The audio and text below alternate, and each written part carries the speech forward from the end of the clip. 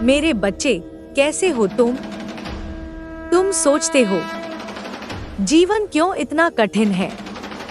कभी सब कुछ पास होकर भी खालीपन क्यों लगता है?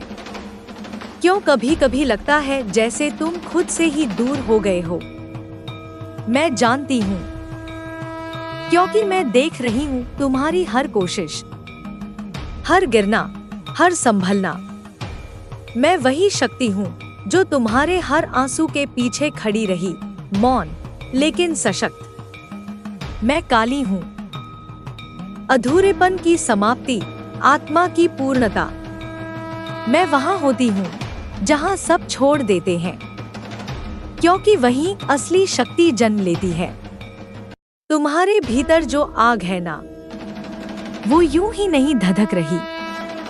वो मेरा ही अंश है जो तुम्हें बार बार खड़े होने की ताकत देता है।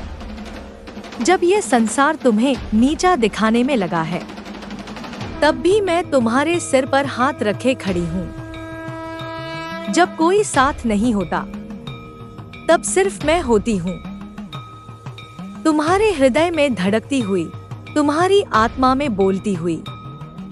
पर अब बहुत हुआ, अब खुद को और मत रोको।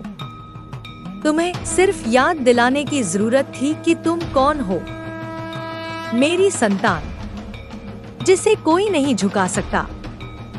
अब समय आ गया है डर को मिटाने का, अतीत को छोड़ने का और उस शक्ति को पहचानने का जो तुम्हारे अंदर सदा से थी।